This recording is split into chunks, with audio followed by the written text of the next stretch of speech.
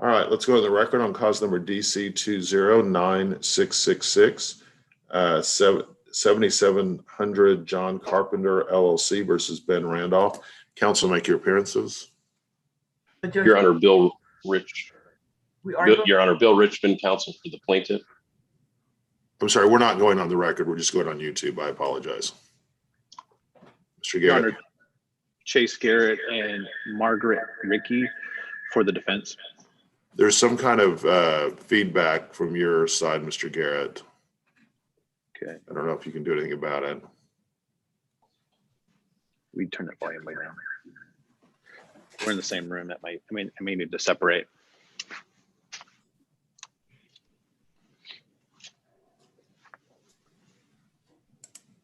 Is that any better? Much better.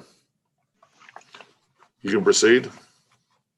Thank you, Your Honor. There are a couple of procedural matters related to the motion I think are pursuant to our standard practice in the county would be appropriate to deal with at the front end. The first one is a motion to continue / objection from the defendants that this is not a timely motion on the basis of no evidence grounds. Long and short of it is, Your Honor, is that the time for discovery is closed. The parties have had more than adequate opportunity to do discovery.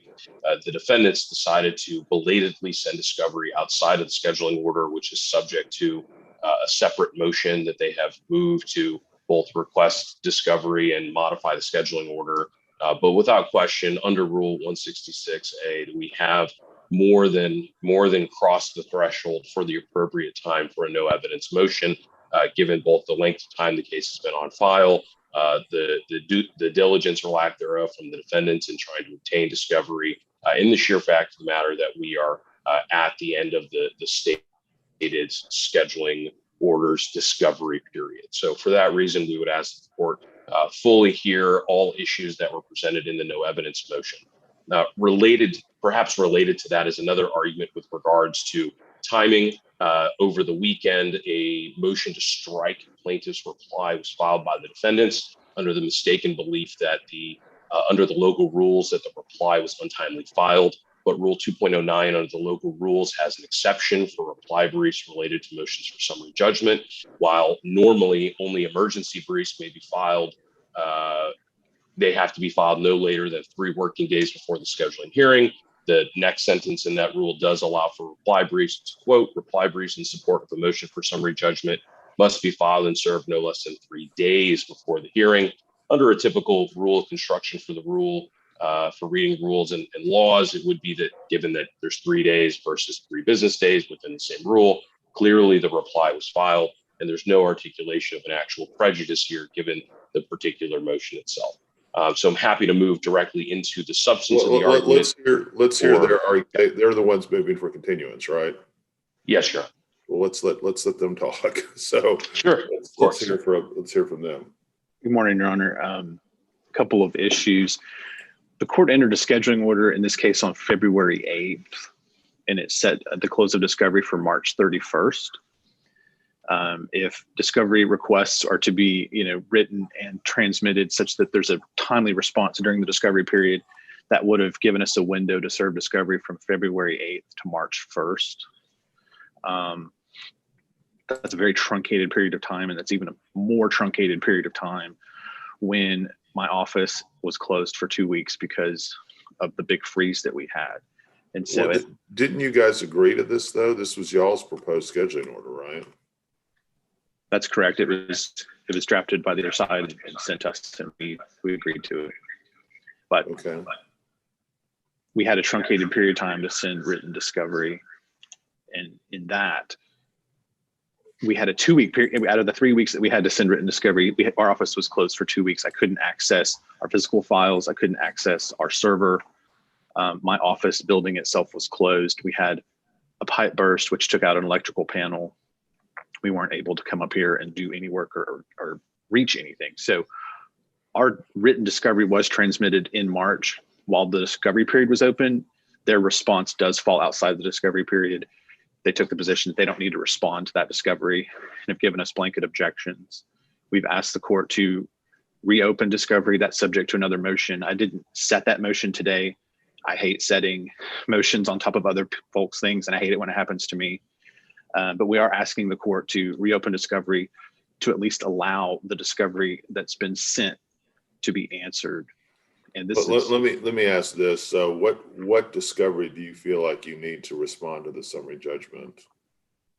we believe that the affidavits and the evidence that we've attached is sufficient to respond to the summary judgment motion. There are things such as the discovery that we sent them related to their efforts to mitigate their damages, what efforts they took to get the property relet. Those are things that we're not going to be in possession of and that we can't do a good job of articulating a response through. But that's the material discovery that we need. They've moved for summary judgment as to no evidence on every affirmative defense. And in that sense, some of that evidence is only in their hands. Your Honor, if it helps to streamline, I'm happy to agree to remove the failure to mitigate defense, since that was the only one for which discovery was specifically articulated was needed and could reasonably be said to only be in the possession of the plaintiff. Mr. Garrett, what do you think of that? Well, that certainly helps. I suppose we can address the motion to reopen later. I would be fine with moving forward today on the remainder. That was sort of the one piece that we did need answered from them. I think we've been able to address everything else from the email traffic, from the affidavits. The motion to strike, Your Honor, is less to do with their reply brief and more to do with the new evidence that they attached to their reply brief. So what they did was Friday at about 7:00 p.m., they filed a reply, which I think I haven't read that reply. Okay. I've read everything else. I don't even know if it's, let me see if you filed it Friday. I don't know that it would even be on the system. I don't see it on the system even. Okay. I don't believe it's been accepted yet. They added a declaration, and we moved to strike that for several reasons. Number one, this is a no evidence motion. The court can't consider evidence. Number two, if this were a traditional motion, and if this was a motion in which the court was considering the movement's evidence, that evidence has to be on file for 21 days. That's all articulated in our motion to strike. And the third point that we raised, which is you've also added, the pleading and the affidavit in violation of the local rule. So let me ask this, Mr. Richmond, I haven't seen the declaration. I don't know what the declaration says. I've read all the stuff leading up to that. What, do you need this for the summary judgment or not? If you need it, I would probably move the summary judgment hearing. If you don't, then I would, if you want to. We can skip it, Your Honor. What'd you say? We can withdraw the reply. It's not necessary for the matters that remain. I do think that it at least raises a specter of a question about the weighing of evidence, and rather than have to deal with why it doesn't actually do so, I'm happy to just say that the reply is unnecessary for today's and just move on to the arguments that still could appropriately be addressed on the prior unobjected to pleadings. All right, so you agree to the motion to strike. Mr. Garrett, go ahead and get me an order on the motion to strike. Have you already done that or not?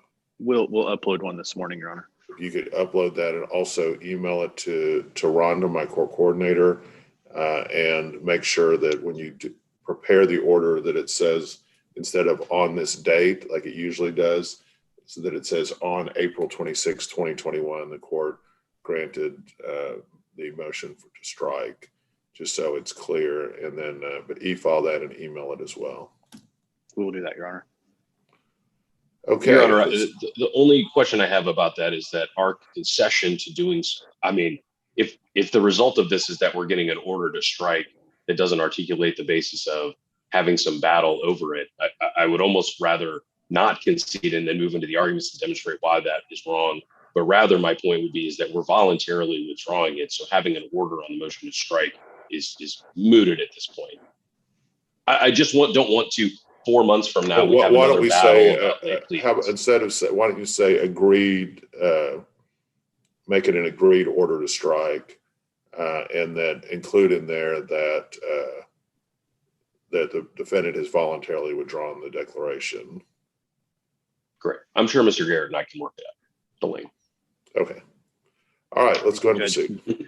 Your Honor, just if it would please the court, I'm going to let, when it's appropriate to respond with the substantive arguments, I'm going to let my associate Margaret handle that if that's okay with the court. No problem.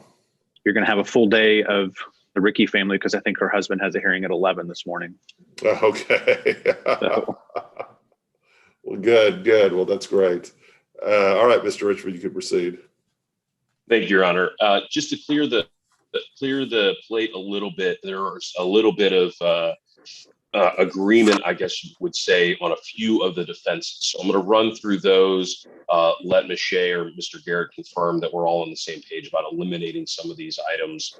On the issue of the act of God or force majeure, these are the following defenses I'm about to read are the ones that I believe from the response are conceded, either conceded that they are not affirmative defenses or otherwise don't apply.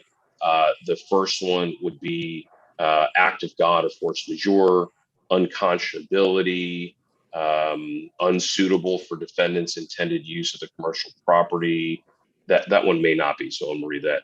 And then unclean hands. So I believe those are four that are no longer at issue. Is that correct? Force majeure separate than act of God?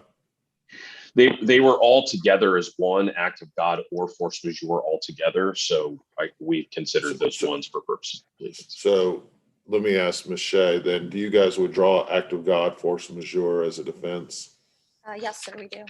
How about unconscionability? Yes, Unclean hands? yes. Those were the three that we conceded. Okay. All right, let's go ahead and proceed then. Thank you, Your Honor. There are a few others that we are no longer going to. We believe that the defendants have presented a fact issue. I'll just skip those entirely, as those can, I think, be subsumed under a line of all other relief is denied. But some of the issues that we do, the narrow issues to still be addressed here, I'll jump right in with one of the defenses. The fraud or fraudulent inducement affirmative defense is alleged by the defendants is one for which it's not even really a factual issue, but one more on accepting the allegations as true in the response. Essentially, what we have here is a lease. Mr. Richmond, why don't you say which defenses you're no longer pursuing so that we can kind of know that? No problem, Your Honor. The ones that we believe a fact is that we're no longer pursuing in this hearing: offset, impracticability, and frustration of purpose, which was presented as one defense. Unsuitable for defendant's intended use of the commercial property, reserving the right to specially accept on that. We are, of course, skipping the failure to mitigate, as discussed earlier. And sorry, I've got a little bit out of order here. We're going to also no longer pursue in this hearing the waiver and or estoppel, no evidence. Then separately from that, on the claims, we don't need to argue today the breach of implied warranty of suitability.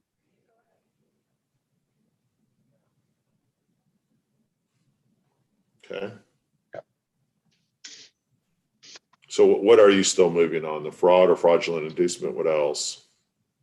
The fraudulent inducement defense, the counterclaim of breach of contract on the element of defendant's performance under the leases. Okay. Is that it? That is it. And is there a fraud and fraudulent inducement causes of action, or just fraudulent inducement? So it's not, well, Mr. Garrett or Ms. Shea may correct me, but I believe it's only an affirmative defense, and it was one affirmative defense together of fraud and or fraudulent inducement. Ms. Shea, are you still pursuing those? Yes, we are still pursuing, and it is one affirmative defense: fraud, fraudulent inducement. And then breach of a counterclaim for breach of contract. Okay, let's go ahead and go forward then. Thank you, Your Honor. So with regard to the fraud defense, there's no question that fraud is a defense to a breach of contract, but the nature of the argument in the response itself shows that this simply doesn't apply in this case. The argument for fraud in defense of plaintiff's claim for breach of contract is that there is evidence that during the course of the lease itself, plaintiff falsely represented to defendants that it was working to repair the fire protection system in January, February, March, and April of 2020. This is from defendant's response at page 25. That element in and of itself it falls outside of the ability to claim fraud. The elements of fraud, even as stated on that same page, is that there was a false statement that induced the defendants to act upon that representation. And of course, the element for fraudulent inducement is that you then signed a contract as the result of the fraudulent misrepresentation.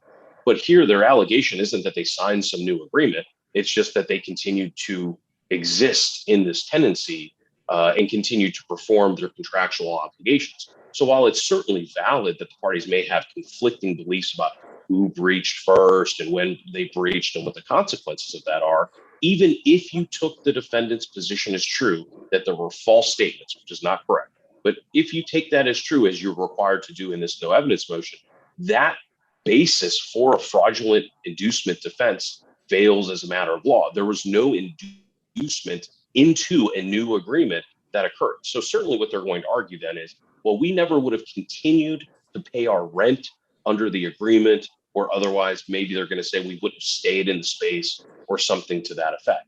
But again, fraudulent inducement, as they have alleged as an affirmative defense, would be that they were induced into the lease or they were induced into signing some additional document when, because that's not the situation here, that defense fails as a matter of law.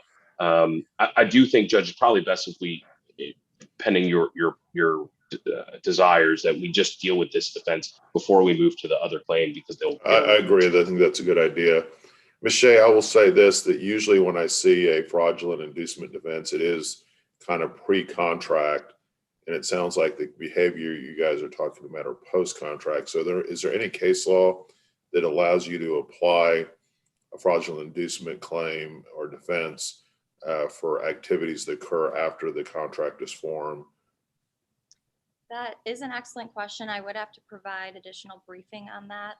I don't want to misquote the law without having done that research. So I could provide you additional briefing on that issue. Okay, well, go ahead and make your argument then. So just looking at the elements, the false representation is that there is more than a scintilla of evidence in the summary judgment record that the plaintiff was representing that the fire protection system was either in the process of repair or was repaired through January 2020 through April 2020. And there is more than a scintilla of evidence that we have provided that supports that there was a false representation, and as to that element that plaintiff has challenged. And for the knowledge portion of it, there's more than a scintilla of evidence that plaintiff knew that the fire protection system was inoperable. There, as you can see from Exhibit A6 attached to our response, the panel on the fire protection system had been red tagged by the fire marshal since January 31, 2020. And there also has been several email exchanges between defendants and plaintiff inquiring about whether or not the repair has actually been made, and also reporting that there was still sporadic alarm soundings and that it was malfunctioning for several months. As to intent to induce, plaintiff did intend for defendants to continue to pay rent similar to a installment contract where the performance would have to continue, and that was induced through the representation that the fire protection system was in the process of repair. Defendants did rely on this representation by continuing to pay rent and try to occupy and use the premises. There is more than a scintilla of evidence in the summary judgment record that defendants were unable to use the space because of the constant disturbance of the fire protection system and unable to perform their day-to-day activities. And as to defendants suffering an injury, we have provided more than a scintilla of evidence that there's been significant out-of-pocket costs to defendants because of the fact that the fire protection system was not repaired and the lease was canceled. And because of that, they had to find other office space in order to conduct their business activities. Okay. All righty. Your Honor, a brief reply. Okay. On the issue of the law itself, Your Honor, the Texas Supreme Court's 1990 opinion in Eagle Properties versus Scharbauer, it's one in which a woman was able to successfully claim fraud as a defense to a pool contract. And the evidence there, again, was that someone pre-execution had faked some documents saying that the pool parts were available. So she decided to go with this guy as opposed to the other pool manufacturers and executed the agreement and moved forward. And so that was a defense. The breach of contract was, you lied to me in order to get me to sign something. Here, regardless of any fact issues created or purportedly created on the different elements of fraud, simply as a matter of law, what they're really arguing is that there's a breach of contract.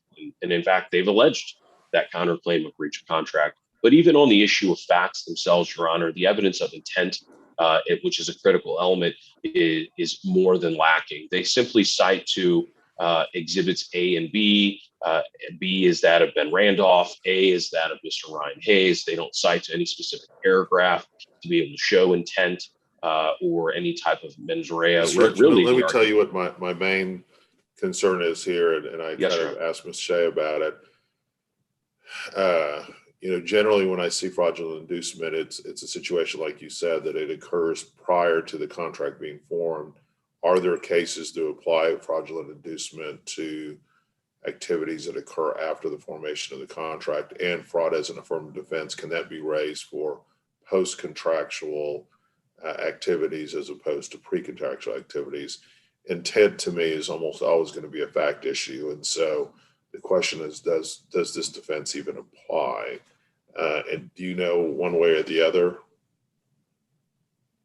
Your Honor, I don't have a case that proves the negative right offhand, but the way we read the citations of even the Anderson cases cited by the defendant in their brief, each one of them goes through the elements of saying you have to have an inducement into some kind of contractual execution. And here the parties agreed there's no dispute that there was no new contract signed as a result of the alleged fraud. Okay. Well, do you want to brief that issue, or do you want me to just kind of rule based on what I have? And what I could handle this one of two ways. My inclination is just to go ahead and grant the summary judgment on that, since it wasn't briefed by the non-movement, but that would also give them an opportunity to move for reconsideration at some point if they if they see that's as necessary.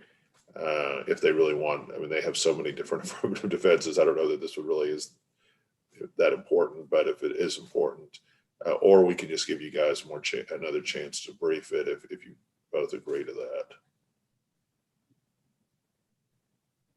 Mr. Richmond. Yeah, I'm happy.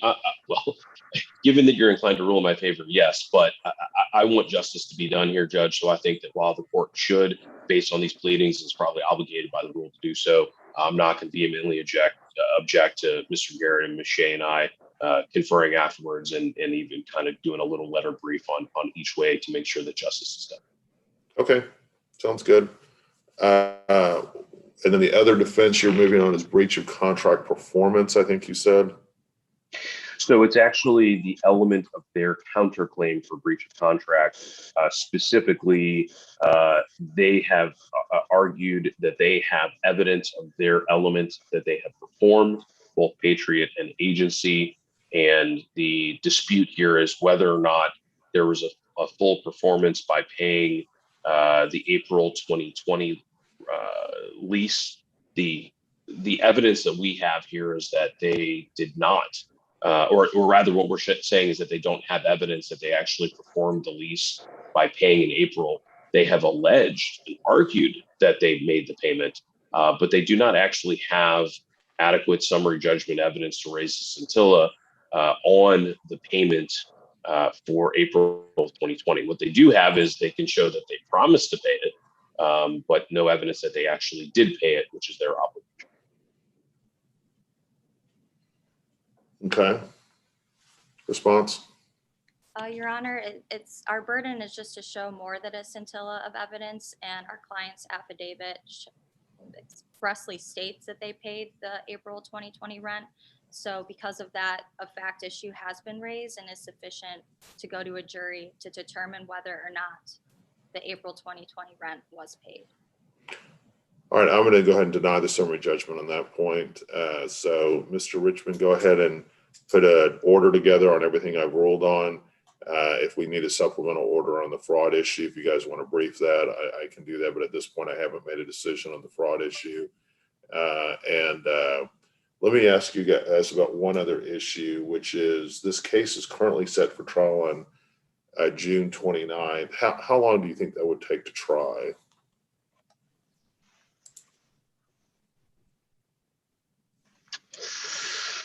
I would say 2 days, maybe 3 days max. And I know probably the max number is all that really matters. We haven't talked amongst the parties about how long we think it is, so I don't want to overspeak Mr. Garrett. Your Honor, the Patriot defendant has filed a jury demand as of about 3 weeks ago.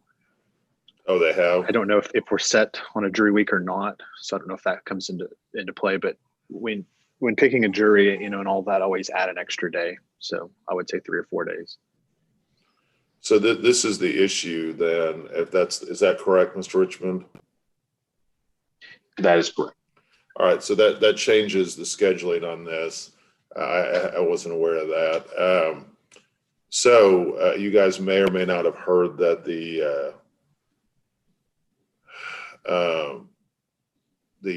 Dallas County District Courts the courts in the George Allen are going to be starting jury trials on June 7th, but we're doing on a very limited basis in June and July.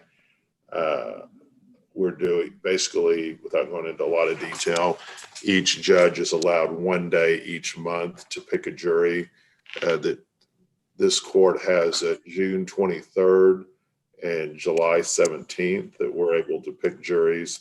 They're asking us for the first setting at least to do a car wreck, just a very short car wreck trial, or some other small trial. Doesn't have to be a car wreck, but a short trial, just to try to make sure that things are going smoothly, which this court will do.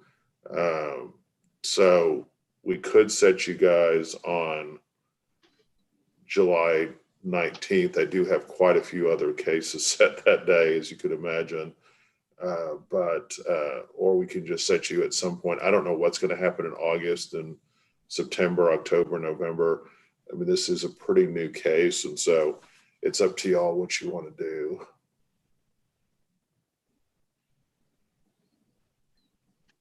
Your Honor, I think looking realistically at what the schedule is and the fact that Mr. Garrett has a motion to amend the scheduling order on file, I think what would probably be best is to let us confer on what that looks like. I think everyone was kind of waiting to see what the schedule would look like. But given the date of this case and the jury demand and the limited availability of a jury trial, I think we're going to have to just kind of go back to the black board on that. And that's probably just best done separately, Your Honor. Okay. Yeah, I'm not trying to, I just wanted to kind of raise the issue. So no, thank you. Let me just check something real quick. I want to make sure that we have the jury demand.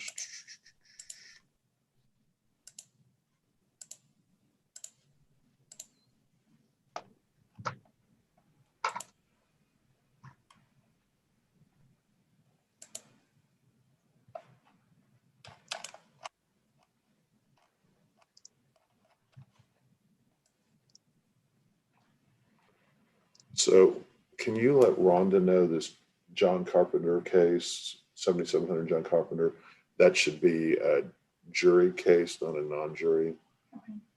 So she needs to change the setting on that.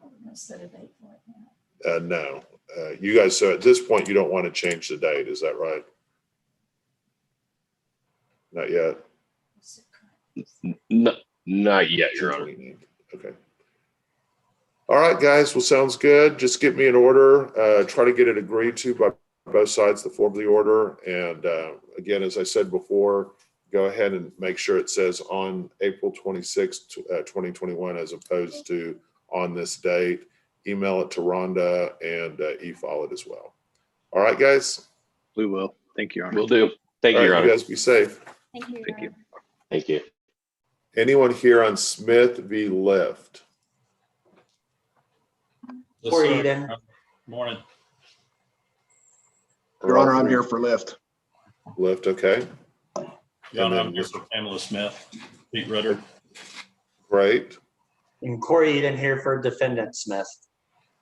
All right. When do you want to set this for trial, guys?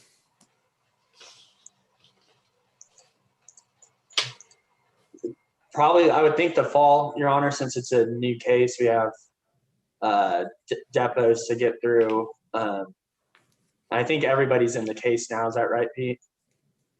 You know, we've got a motion for alternate service on one of the defendants, unless that defendant's answered in the last couple of days. I just don't know that they have. Is that who you represent? Demetrius? No, I think Demetrius was the driver for Lyft. Is that correct? Let's see. Demetrius Freeman Smith. Is that who you represent? No, I represent Sue Smith. Okay. Yeah, we've got a motion for alternate service on that defendant. That's the only defendant that's not part of the case at this point, I think. Let me take a look at that.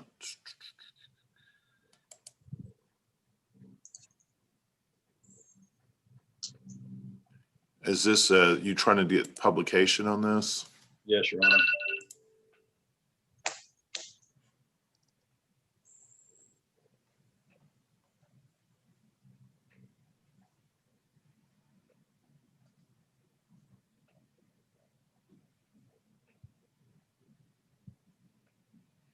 So I guess I don't know why. I remember this one. Why are you trying to do publication on this? This should be a 106, not a 109. You know where the defendant is.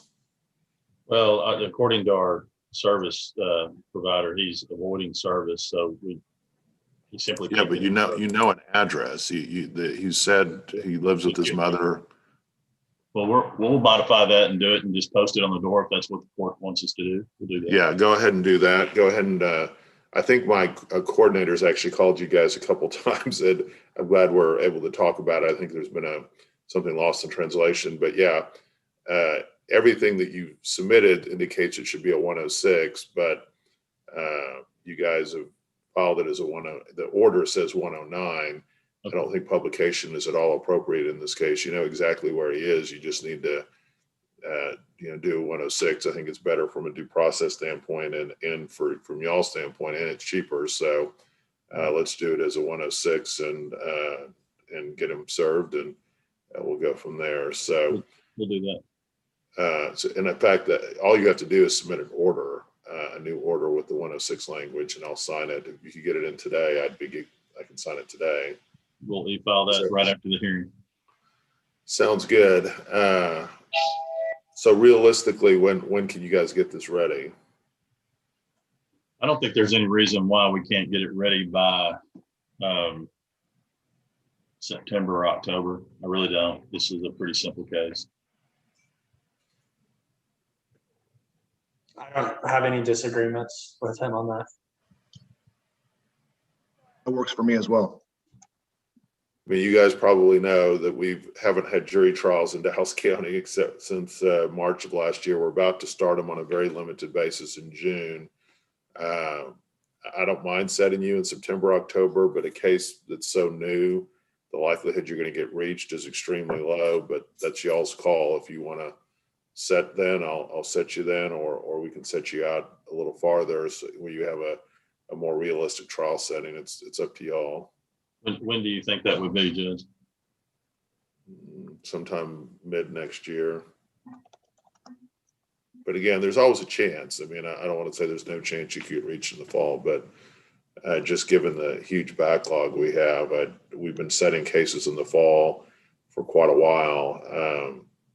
And they're just, 20 to 30 cases on most weeks. Let me see if I can figure out a week that might be, sometimes, weeks clear up. And so let me see what we're looking at.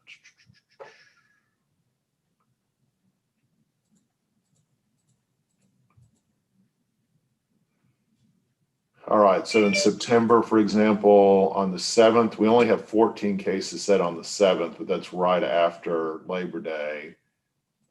We have 18 cases on the 14th, 26 on the 21st, 17 on the 28th, 20 on the October 5th, 18 on October 12th, 14 on October 19th, 26 on November 16th, 31 on November 2nd. We have a special setting and 13 cases set on November 9th, 14 cases on November 16th. November 30th, we only have nine cases set. That's pretty good, but it's right after Thanksgiving. So if you want to get set then, that might not be a horrible date. December 14th, currently I only have 10 cases set. And then starting in January of next year, we clear up quite a bit. So it's kind of up to y'all. Why don't we take the December 14th and take our chances, and then we'll roll from there. What do the rest of y'all think? I'm fine with that. That was what I was going to suggest too. Okay, that works for me. All right, Rhonda, go ahead and set this trial for December 14th. And then just you guys, are you guys going to have any problems doing the scheduling order on this, or is there anything we need to ask about? No, Judge, I've got we exchanged the DCO, and we'll get it. We'll just backtrack it from that date, and I'll submit it to everybody and let them look at it. And just so you know, I know one of you guys is from out of town. We always start trials on Tuesday, not Monday, and we start them at 9 in the morning. So make sure it's on that Tuesday at 9. Sometimes people tend down at 8:30, or sometimes they try to put them on Monday, but we always start Tuesday at 9 o'clock. Okay. Okay.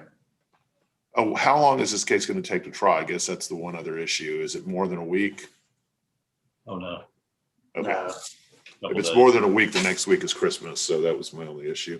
All right. You guys be safe. All right. Thank you, Thank Judge. you, Your Honor. Thanks. Appreciate it. All right. All right. Hill v. Downing. Anyone here on that case? I think that case is taken care of. West v. Estate of Deanne Sue Johnson. Good morning, Your Honor. Good morning. How are you? I'm very well. How are you? Good, good. All right. So we had a subservice issue on this case. Let me just pull that up real quick.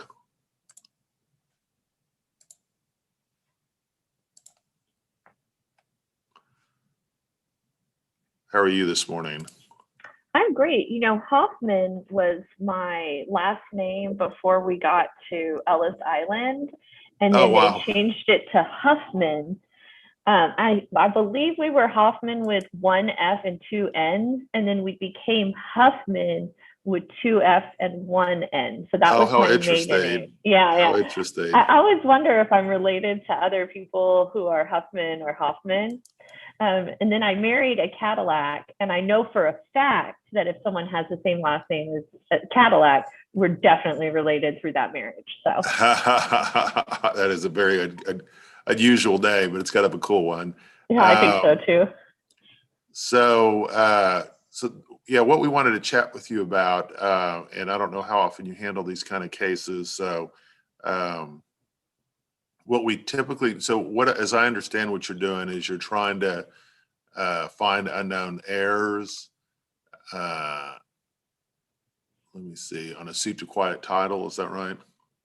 Yes, so my client purchased a property and she doesn't know anything about the heirs because it was a, you know, an arm's distance transaction. It wasn't a family or relative type transaction. She just knows that the gal she bought it from passed away some time ago. Okay. So And what go ahead. Oh, I was trying to do these. I mean, I get quite a few of these, and I'm trying to package them so it's like one fell swoop. Like, hey, we know we're not going to be able to find people. Here's everything we need to try to do it in one motion. And I think maybe that has caused problems. Yeah. So no, the way you did it was a little unusual, but that's okay, and that's not really my issue. My issue really is that in cases like this, we typically will appoint an attorney ad litem to try to find the heirs, and we usually do that kind of simultaneously with the motion for publication, that's why I kind of wanted to chat with you about that and see if you're opposed to that, or kind of what, if there's a reason not to. Virtually every case I've ever handled like this, we do that, but I did want to kind of chat with you about that. So I did put in my original motion a request for ad litem because I, you know, foresaw that we would need to do that. We didn't submit an order yet because our understanding, at least from the clerk's office, was that the publication needed to occur first and then the ad litem could be appointed. And so I think we just have an order operations issue we did wrong here. No, you didn't do anything wrong. It's just, in fact, I don't have a problem with doing it that way, but ultimately, in order to get a judgment, you're going to need an attorney ad litem appointed. So if you if you want to submit an order on that, we typically appoint David Griggs on these types of cases because he's very good at them. And he's pretty reasonably priced too. There's some other attorney ad litems who charge quite a bit more. He's usually pretty. I rarely have one where he charges over $1,500, which is pretty cheap. Oh, that's great. Anyway, so yeah, go ahead and do you want me to go ahead and sign the order, or do you want to just kind of put together? How do you want to do this? I already have an order for ad litem just waiting. So if you don't mind, I can e-file that today and then you could just sign them both. That sounds good. Okay. Go ahead and email my court coordinator, Rhonda, with that when you e-file it, and that'll get it to me more quickly, and just to tell her that I asked you to send that to me. And that's it. So glad we got a chance to talk and possible relatives. So yeah, my last name is Hoffman with 2 F's and 1 N, which I think is the most common spelling in the United States. But I think in Germany, I think it's usually with 1 F and 2 N's, I think, is what I've heard. So, anyway. My understanding is that Hoffman means farmer's son. And which is why it's probably so common. Exactly. I was just going to say it's probably a really common last name. I imagine a lot of people were farmers' sons. So it's kind of like the Smith of Germany, I think. So, but I will say that in Dallas County, there's been a lot of judges named Hoffman. It's really kind of tradition. Yeah, there was a judge here for many, many years. I've been on the bench for 15 years now. He was on the bench for, I don't know, well over 20. And almost every person I talked to over the age of 60 always asked me if I'm his son, which I'm not. But how fun! It's kind of interesting. So that is. So, all right. Well, Miss Cadillac, so nice to meet you. And we're going to just get us that order as soon as we can, and we'll get this moving. Okay. Thank you, Judge. Have a wonderful